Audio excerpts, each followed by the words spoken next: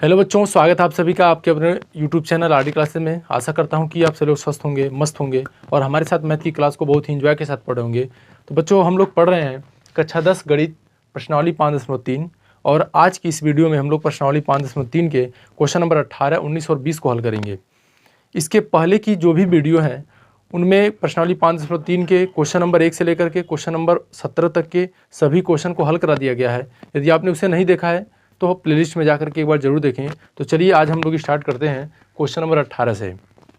Question number 18 हमारा दिया गया है कि केंद्र ए से प्रारंभ करते हुए बारी बारी से केंद्रों ए और बी को लेते हुए त्रिज्याओं 0.5 सेमी, 1.0 सेमी, 1.5 सेमी, 2.0 सेमी वाले उत्तरोत्तर अर्धवृत्तों को खींचकर एक सर्पिल बनाया गया है, जैसा कि आकृति 5.4 में दिखाया गया है, जैसा कि ये आपका फिगर में बताया गया है। 13 क्रमागत अर्धवृत्तों से बने इस सर्पिल की कुल लंबाई क्या है। यानी इस क्वेश्चन का मतलब ये है कि यहाँ ए को केंद्र मान करके ए से बी को त्रिज्या लेकर के यहाँ पे अर्धवृत्त बनाए गए। जैसे ये कि पहला अर्धवृत्त ये हो गया, ठीक है, इसको L1 से दिखाया गया है। फिर ऐसे ही हमारा यहाँ से जो है दूसरा अर्धवृत्त ये हो गया, इसको L2 से दिखाया गया है। फिर इसके बाद आगे बढ़ते हैं, ये तीसरा अर्धवृत्त है यहाँ से यहाँ तक, ये L3 हो गया। फिर ऐसे ये चौथा अर्धवृत्त है जो L4 हो गया। इस तरह से 13 अर्धवृत्त बनाए गए हैं और उन अर्धवृत्तों की त्रिज्याएं ये दी गई हैं। पहले का इतना, दूसरे का इतना, तीसरे का, चौथे का, इस तरह से आगे की तरफ चलते चला जाएगा। हम लोगों को बताना है कि जो सर्पिल बने हैं L1, L2, L3, L4 जो भी है 13 तक, अगर इन सर्पिलों की लंबाई को जोड़ दिया जाए तो टोटल लंबाई कितनी होगी। तो चलिए हम लोग यहाँ पे देखते हैं क्या है। तो यहाँ पे दिया है सर्पिल L1, L2, L3 अर्धवृत्त हैं, ठीक है ना। ये सब जो है हमारे अर्धवृत्त हैं और सर्पिल की जो त्रिज्या है,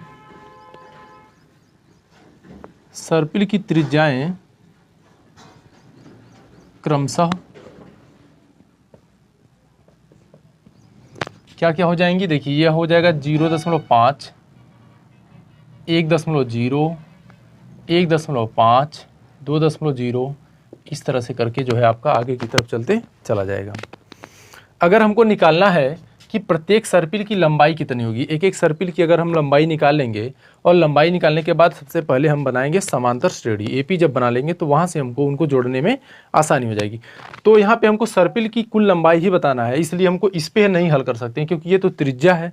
सबसे पहले हमको एक एक सर्पिल की लंबाई पता होनी चाहिए। तो पहले हम क्या करते हैं कि L1, जो सर्पिल L1 है, L1 की लंबाई निकाल लेते हैं। तो L1 की जो लंबाई हो जाएगी बच्चों, तो जो गोला होता है ना, ये मान लीजिए गोला है, तो इस अगर गोले की लंबाई बताना है तो इसे हम लोग परिधि कहते हैं। ये गोले की जो लंबाई अगर बतानी है तो उसे परिधि बोला जाता है और परिधि का फार्मूला होता है 2πr। लेकिन यहाँ पे जो L1 है वो पूरा गोला नहीं है, अर्धगोला है। तो अगर अर्धगोले की परिधि बताना है तो उसके लिए हम लिखते हैं 1/2 गुणे 2πr, आधा कर देते हैं, ठीक है ना। तो ये 2 से 2 कट जाएगा तो बचेगा क्या, πr। तो ये अर्धगोले के लिए हो जाएगा। तो यहाँ पे एक चीज़ लिख सकते हैं, L1 की लंबाई हो जाएगी 1/2 गुणे में 2πr1 लिख सकते हैं। मान लीजिए पहले की त्रिज्या R1 है तो R1 लिख देंगे। तो ये 2 से 2 कट गया, ये बचा हमारा क्या, πr1। पाई का मान दिया है, देखिए यहाँ पे 22/7, यहाँ पे हम लिख देंगे 22/7 और R1 का मान ये हो गया, पहला वाला R1 है 0.5, तो यहाँ लिख देंगे 0.5। 22 का 0.5 में आप गुणा करेंगे तो 11 हो जाएगा, यानी कि 11/7 आ जाएगा।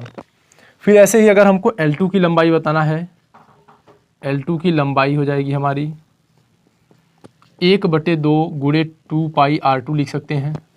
तो ये हमारा कट गया, पाई का मान 22/7 हो जाएगा गुणे R2 का मान 1 हो गया 1.0, इनका जब गुणा होगा तो ये 22/7 ही होंगे। ऐसे ही अगर L3 की लंबाई बताना है तो यहाँ से इसकी सहायता से हम लोग सबकी लंबाई ऐसे बारी बारी से निकाल सकते हैं। तो ये 1/2 गुणे 2πr3 हो जाएगा।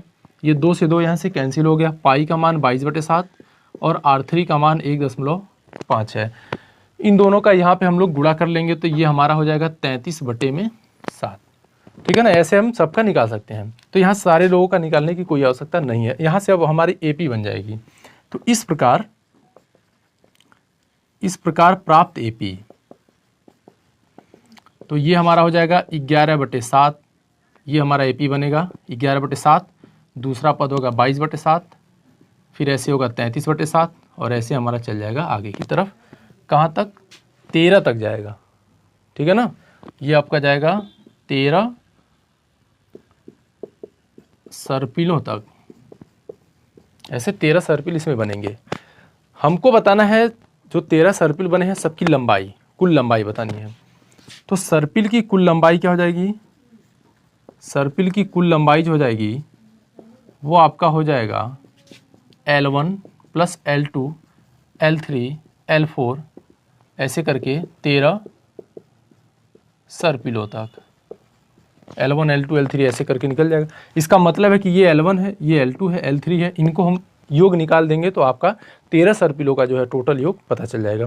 तो इसके लिए हम क्या करते हैं, यहाँ पे लगा देते हैं Sn बराबर होता है n/2 2a + n-1 × d। इस फार्मूले की सहायता से हम इसे हल कर सकते हैं। तो यहाँ देख लीजिए n का मान हो गया 13, ठीक है ना, 13 सर्पिल तक जाना है, n का मान 13 हो गया। फिर आगे जो है हमारा d निकाल देते हैं, d का मान क्या हो जाएगा 22/7 - 11/7, इन दोनों को घटा देंगे। तो जब दोनों घटेंगे तो 11/7 ही होगा। और हाँ, यहाँ पे a का मान भी होगा, क्या, a का जो मान है वो 11/7 है। अब यहाँ से आप इसको हल कर सकते हैं। यहाँ पे हम लगा देते हैं S13 बराबर हो जाएगा, S13 बराबर हो जाएगा 13/2, क्योंकि n का मान 13 है, 2a है यानी कि 2 × 11/7, a का मान 11/7 है, फिर प्लस n-1 यानी कि 13 - 1 हो गया, और d का मान भी 11/7 है। ये यहाँ पे लिख लेते हैं। आगे हम इसको हल करेंगे जब, तो ये देखिए S13 बराबर क्या आ जाएगा, ये तो कटेगा नहीं 13/2, यहाँ से कटेगा नहीं क्योंकि 13 जो है 2 के पहाड़ा में नहीं होता। तो पहले हम इसको हल कर लेते हैं, ब्रैकेट के अंदर वाले को सॉल्व कर लेते हैं। तो ये 11 दूनी 22 हो जाएगा, 22/7 हो गया, और ये 13 में से 1 घटेगा जब, तो कितना बचेगा 12 बचेगा, 12 × 11 क्या हो गया 7 हो गया। ठीक है, अब अगर इसको आगे बढ़ाते हैं हम लोग, तो ये अभी ऐसे लिखा जाएगा, और ये 22/7 हो गया, प्लस 12 और 11 का गुणा कर देंगे। तो 12-11 का जब गुणा करेंगे तो 132 हो जाएगा, 132/7 हो जाएगा। अब ये ब्रैकेट के अंदर के पहले हल करते हैं हम लोग, जो आपका कोष्टक के अंदर है पहले उसी को हल किया जाता है। तो ये दोनों जब इनको हम लोग जोड़ लेंगे, क्योंकि प्लस में हर बराबर है, देखिए जब हर बराबर होता है तो अंश को जोड़ लेते हैं, और इसको हम बटे में 7 सीधे लिख दिया जाएगा। तो 22 और 132 जोड़ेंगे आप तो 154 हो जाएगा। 154 जो है हमारा 2 से कट सकता है, 2 × 7 = 14 और 2 × 7 = 14 यानी कि 77 आ जाएगा। तो इस तरह से S13 का जो मान हो गया वो क्या हो जाएगा 13 × 77 और बटे में आपका हो जाएगा 7, और ये जो है 77 7 से कटेगा तो 11 हो जाएगा, यानी कि 13 × 11 हो गया। S13 का मान हो गया 11 और 13 का हम लोग यहाँ पे गुणा कर देते हैं। तो ये 1 का 3 बार पढ़ेंगे 3 ही होगा, 1 का 1 बार में 1 होगा, फिर ऐसे ही 1 का 3 बार पढ़ेंगे 3 होगा पहाड़ा, और 1 का 1 बार में पहाड़ा पढ़ेंगे तो 1 होगा, यानी कि 143 सेंटीमीटर कुल सर्पिल की लंबाई होगी। ये आपका आंसर हो गया 143।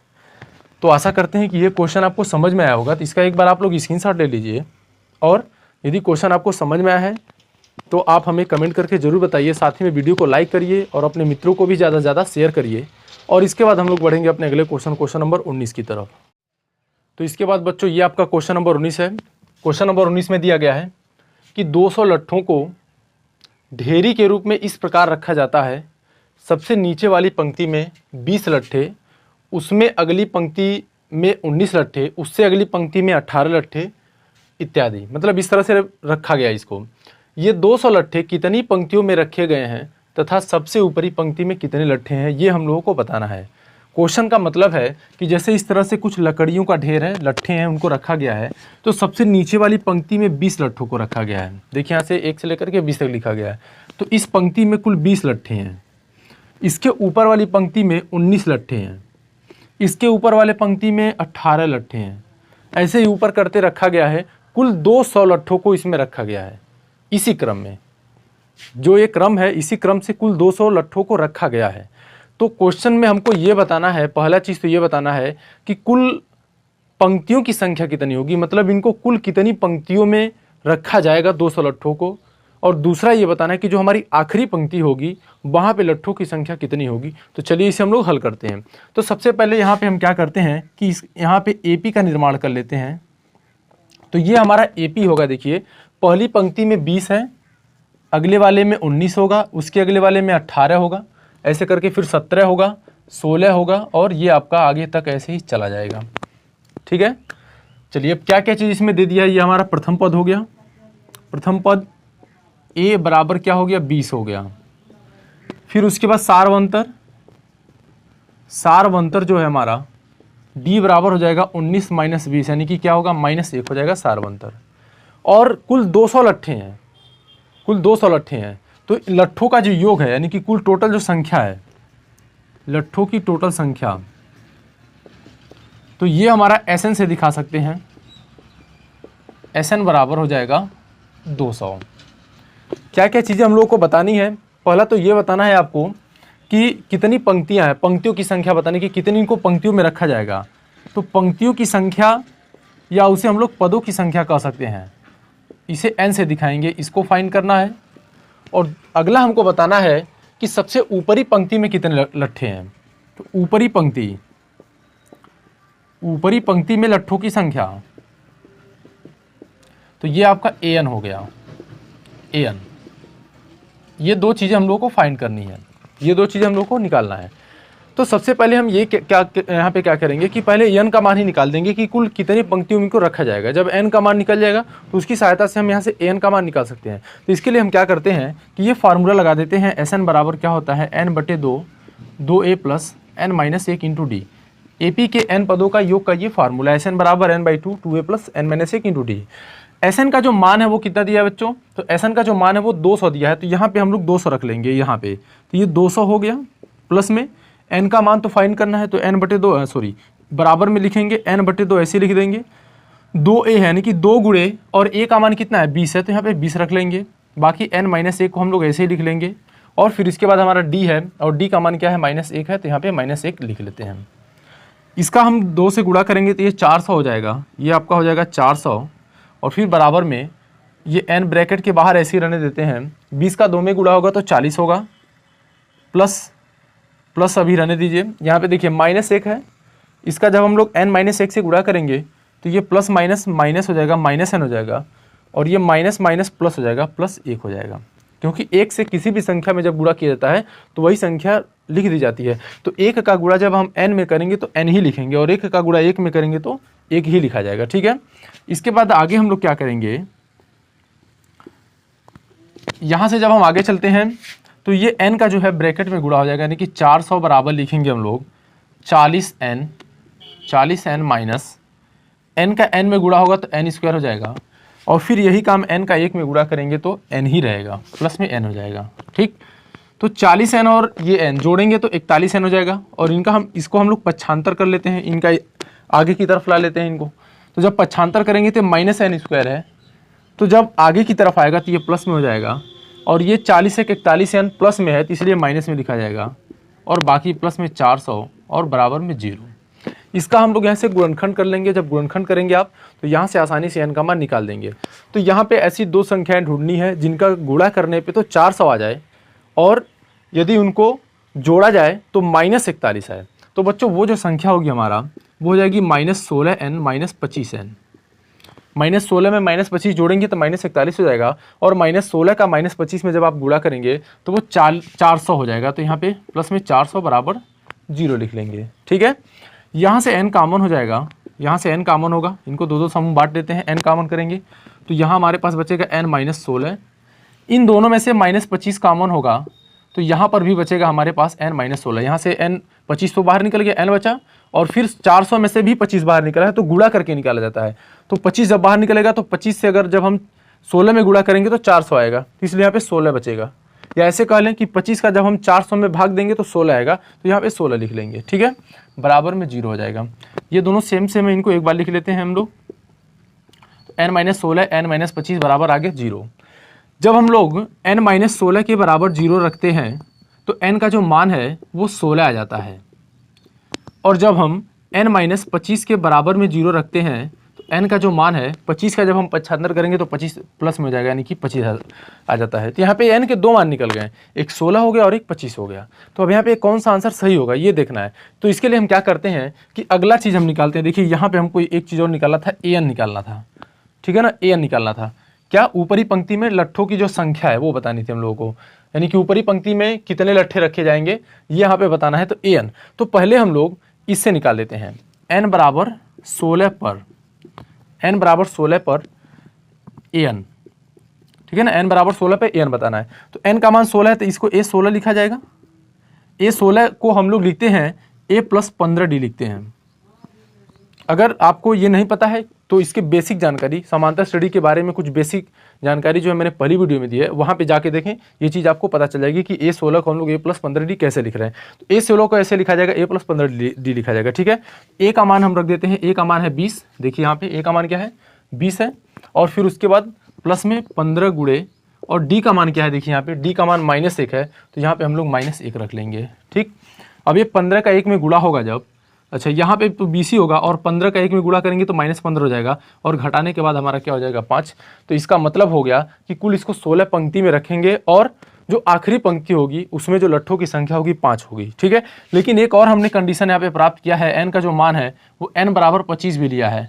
n बराबर 25 पर जो है हमको an क्या होगा ये भी निकाल के देख लेते हैं हम लोग।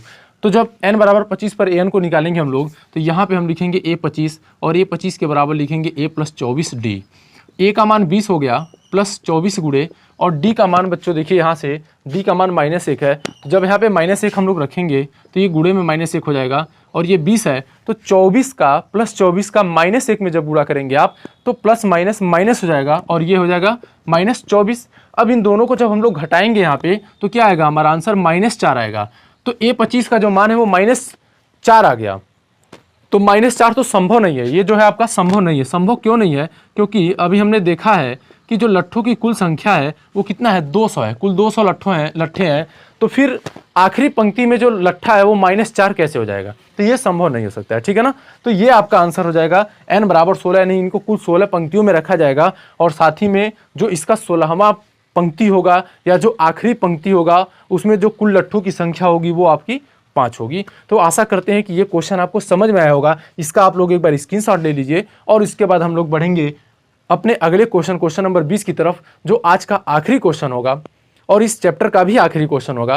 फिर आगे की वीडियो हम लोग आगे के जो भी चैप्टर है उनको पढ़ेंगे। तब तक के लिए यदि आपको वीडियो पसंद आए तो वीडियो को ज़्यादा से ज़्यादा लाइक और शेयर करिएगा, और हमें कमेंट करके एक बार जरूर बताइएगा कि आपको वीडियो कैसी लगी हो। और यदि आप हमारे चैनल पर नए हो तो चैनल को सब्सक्राइब करिए, बेल आइकन दबाना ना भूलिए, क्योंकि जो भी हमारी नई वीडियो होगी अगर उसका आप नोटिफिकेशन प्राप्त करना चाहते हैं तो उसके लिए आपको हमारे चैनल को सब्सक्राइब करके बेल आइकन दबाना ही होगा।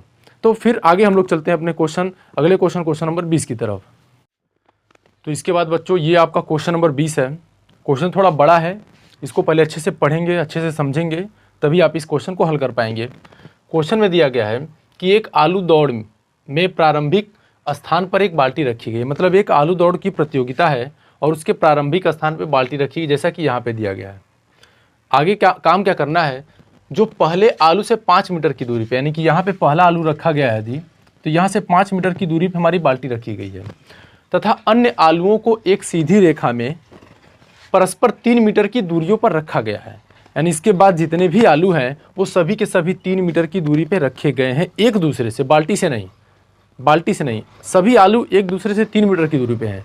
लेकिन जो पहला आलू है वो बाल्टी से 5 मीटर की दूरी पे है, यानी कि इस बाल्टी से इस पहले आलू के बीच की दूरी 5 मीटर है, और उसके बाद इस आलू से इस आलू के बीच की दूरी 3 मीटर, फिर अगला आलू 3 मीटर दूरी पे, अगला, ऐसे सभी के सभी जो है 3-3 मीटर की दूरी पे रखे गए हैं, ठीक है। आगे बोला गया कि ये 10 आलू रखे गए हैं टोटल इसमें, यानी ऐसे ही एक सीधी रेखा में 10 आलुओं को रखा गया है। इसमें काम क्या करना है कि प्रत्येक प्रतियोगी बाल्टी से चलना प्रारंभ करती है, यानी कि जितने भी प्रतियोगी हैं वो सभी लोग बाल्टी से चलना शुरू करेंगे। उसके बाद निकटतम आलू को उठाती है और उसे लेकर वापस आकर दौड़कर बाल्टी में डालती है, यानी कि यहाँ से शुरू करना है, उसके बाद जो आपका पहला आलू पड़ेगा उसे उठाना है, फिर लेके आकर बाल्टी में डाल देना है, फिर इसको डाल देंगे, इसके बाद दौड़ेंगे यहाँ से, फिर यहाँ पे आएंगे, फिर यहाँ से इसको उठा के ला के डाल देंगे, यानी कि एक चक्कर में सिर्फ एक ही आलू लेकर के जाना है और जो जस्ट आगे पड़ेगा, जो तुरंत पहले पड़ेगा, उसी आलू को उठाना है और लेकर के बाल्टी में डाल देना है। फिर आगे इसमें क्या करना है, और वह ऐसा तब तक करती रहती है जब तक सभी आलू बाल्टी में न आ जाएं। यानी कि आपको तब तक ऐसे करना है जब तक ये 10 के 10 आलू जो हैं इस बाल्टी के अंदर न रख लिए जाएं। तब तक यही काम हमेशा दोहराते रहना है कि एक चक्कर में एक ही आलू उठाना है और उसको ला करके बाल्टी में डालना है, और जो सबसे पहले पड़ेगा वही आलू। तो हमको ये बताना है कि प्रतियोगी को कुल कितनी दूरी दौड़नी होगी, ठीक है ना। प्रतियोगी को जो है कुल कितनी दूरी दौड़नी होगी, ये चीज़ यहाँ पे हम लोगों को बताना है। तो चलिए, अगर हम बात करते हैं कि पहले चक्कर में, ठीक है ना, यानी कि पहले आलू को बाल्टी में रखने के लिए चली गई दूरी,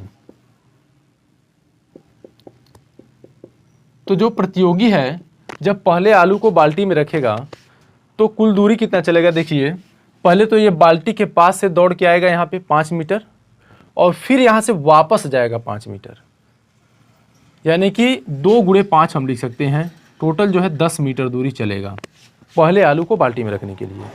ठीक ऐसे ही जो दूसरा आलू है, दूसरे आलू को ऐसे आप लोग समझ लीजिएगा, दूसरे आलू को बाल्टी में रखने के लिए चली गई दूरी। तो जो दूसरा आलू है अगर उसको बाल्टी में रखना है तो प्रतियोगी कितना दूरी चलेगा। तो अब यहाँ से देखेंगे कि पहला आलू यहाँ था, अब दूसरा आलू यहाँ पे है।